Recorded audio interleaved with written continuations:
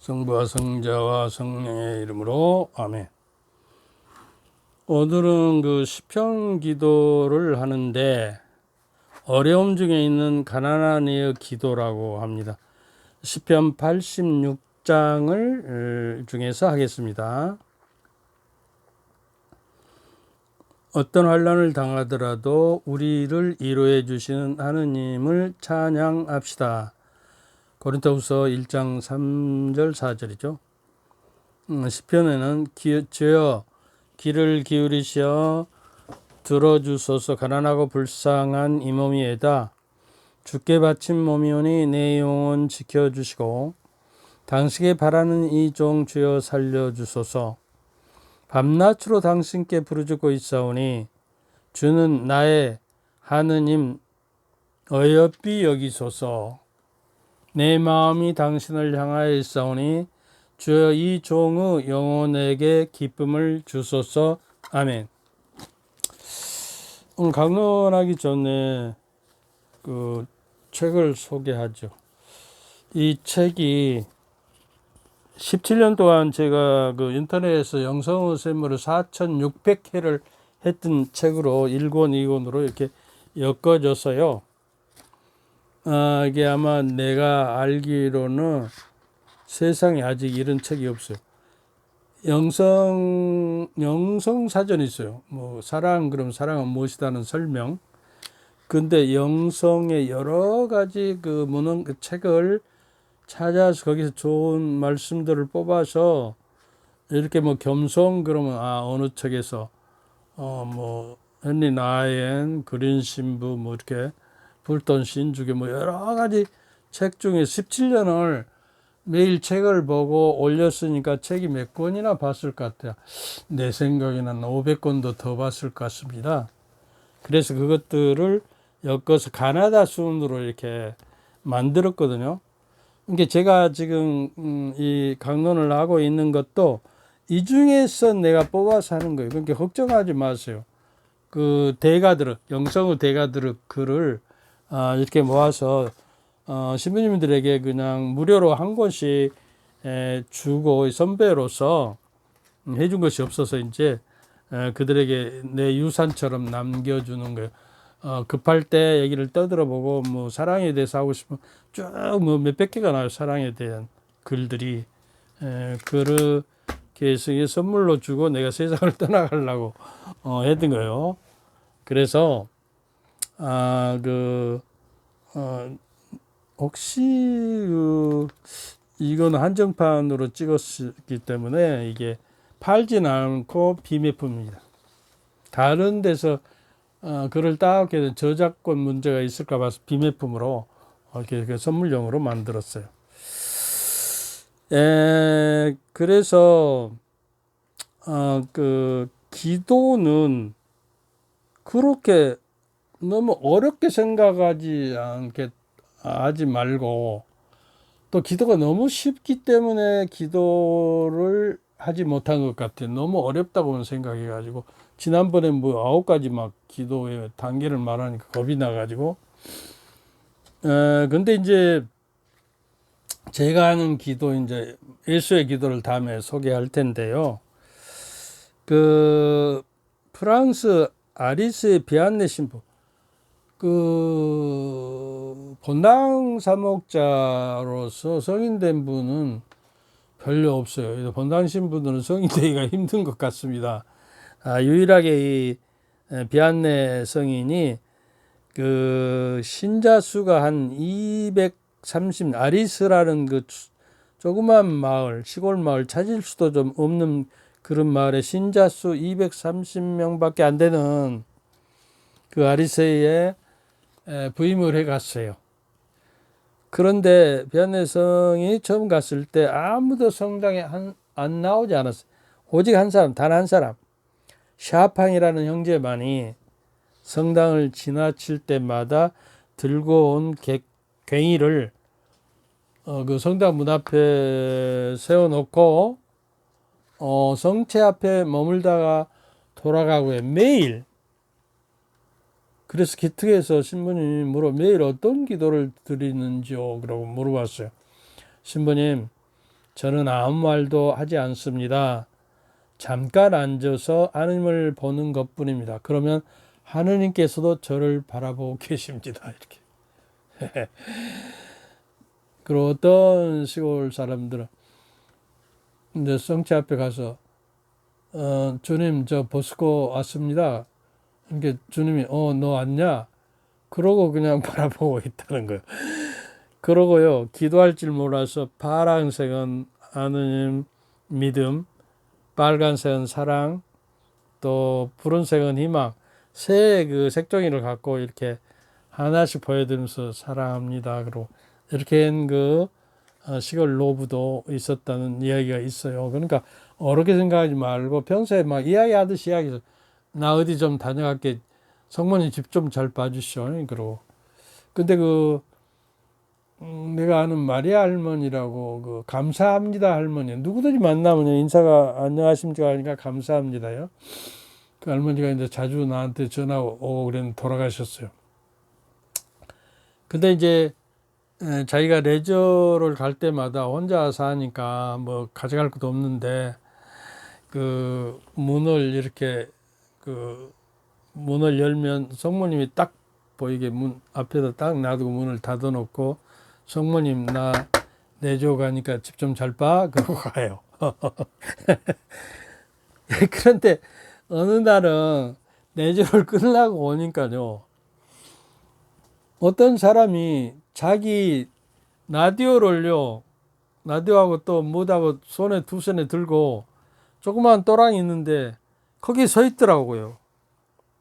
근데 가만히 보는 게 자기 집에서 가져 나온 거예요. 그래서 여보 왜 그렇게 그 손에 들고 서 있어? 내 것인데. 그러니까 1시간 전부터 이 또랑을 건너려고 뛰려고 그러는데 발이 안 떨어진다는 거예요. 그래서 찾았다고 하면서 저에게 와서 이야기를 했어요. 신부님 이런 일도 있어요. 성모님 집 좀 잘 봐주라니까 진짜 봐주셨어요. 그런 이야기도 있더라고요. 이렇게 쉽게 접근해서 좀 이야기를 하면 좋겠어요. 어떤 옛날에 교부 밑에서 기도 수련을 하는 제자가 하나 있어서 그 제자가 몇 년을 기도해도 기도가 안 되겠다고 나 떠나가야겠다고 그러니까 고백을 하니까 스승님께서 제자에게 죄를 퍼날리는, 옛날 뭐라고 그래요? 삼태기라고 그래. 그 삼태기를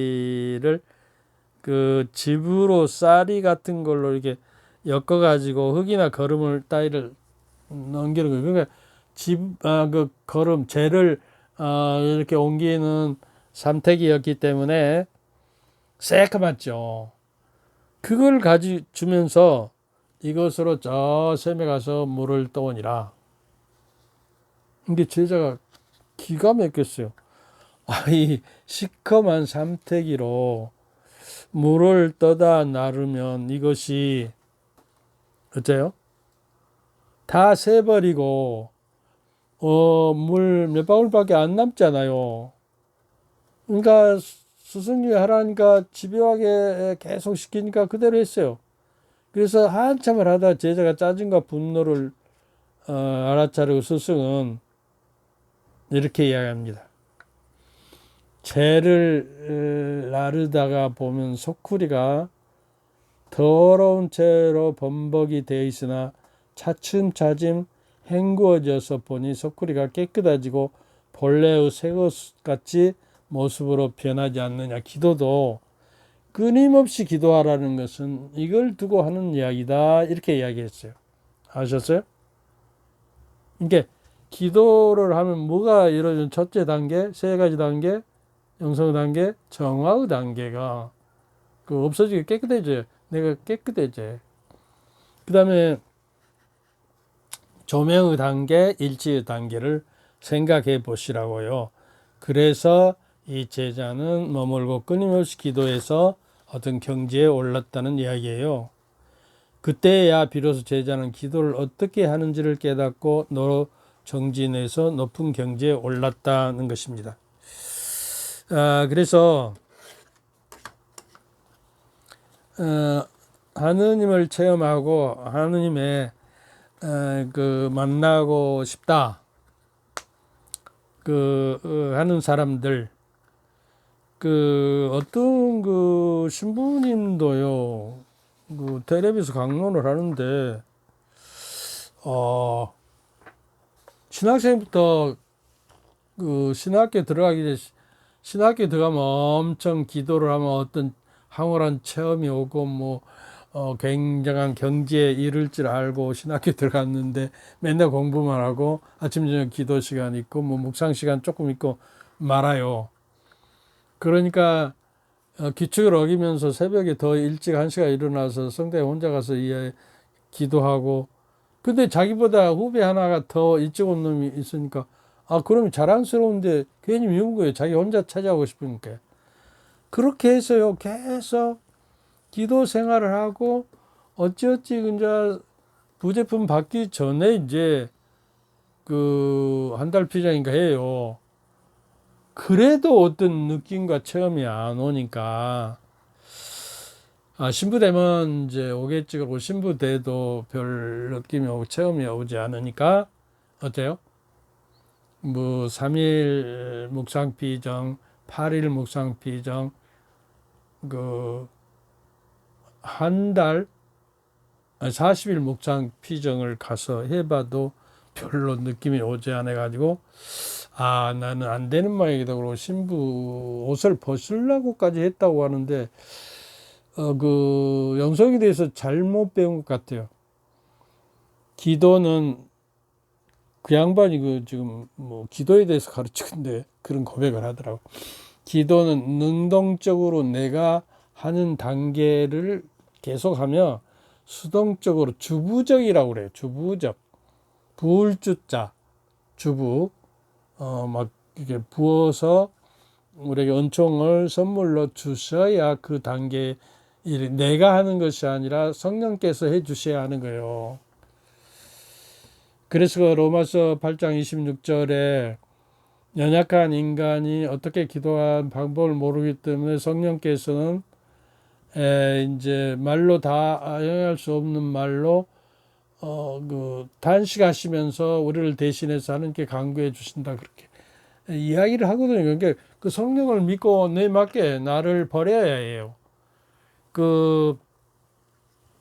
성서에도 그러잖아요.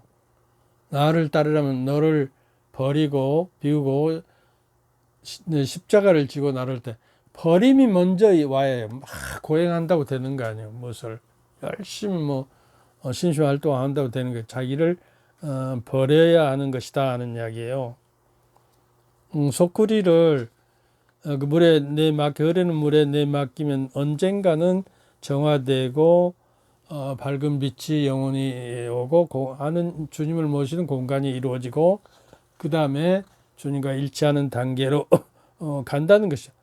혹시라도 우리 신학생들이나 신부님들이 이렇게 생각하면 안 돼요. 어느 때인가는 꾸준하게, 아빌라 성녀 대데레사도 수도원에 들어가 17년 만에 관상 기도를 드디어 하게 돼요. 성녀 데레사는 관상 기도하기 전에도 몇 년 전까지만 해도 글을 잘 몰랐다고 그래요. 그냥 하고 내중에 이제 글을 알게 돼서 여러 가지 책도 쓰고 그랬는데요. 하여튼 우리가 한번 하느님을 체험하고 만나고 싶다고 이렇게 너무 하지 말고 꾸준하게 평상시처럼 사소한 마음으로 이제 시작을 해야 하겠다. 기도는 하느님 없이는 아무것도 할 수 없다는 것을 선포합니다. 급한 용무와 급한 상황으로 점철된 듯한 사회에서 기도란 어울리지 않는 행동처럼 보이죠. 어떻게 바쁜데 기도하냐. 기도를 다른 급한 일이 없을 때나 하는 일로 생각하면 기도를 못합니다. 그러나 기도는 여러 면에서 그리스도인의 기준이고, 또 기도하는 시간을 따로 마련해서 그 시간은 틀림없이 기도를 해야 기도가 돼요. 오늘은 시간이 없고 내일도 없어요. 뭐 기도를 오래 하라는 거 아니요. 한 20분이나 뭐 5분도 좋아요. 그리고 평상시에 일하기 전에 성부하고 기도하고 이 일을 하나님 안에서 하고 맡깁니다. 그리고 회사에서요. 어떤 회사 사장은 회사를 운영하면서 뭐 이렇게 임원회의를 하고 뭐 전체 일을 할 때 회장 자리에다 하나를 비워놓고 그 옆에 앉아요. 그 이 자리는 왜 비워놓습니까? 그래. 이 회사는 주님의 것이다. 주님이 어른이시니까 여기 안 보이더라도 계신다고 믿고 나는 회사를 한다. 이렇게 하는 거예요. 그렇게 저게도. 그래서 기도하려면 두 손을 펴들고 약하고 벌거벗은 몸으로 하나님 연전 안에 서야 한다는 거예요. 하나님 없이는 아무것도 할 수 없고 자신이 타인 앞에 선포하는 아무것도 할 수 없다는 것을 선포하는 셈이 돼요. 최선을 다하면 나머지 하느님을 만날 수 있다는 것입니다. 여기까지 하죠. 주님께서 저희와 함께 또한 사제의 영과 함께 전능하신 천주 성부와 성자와 성령께서는 여러분과 여러분 가족 모두에게 축복을 내리시어 길이 머물게 하소서. 아멘. 감사합니다.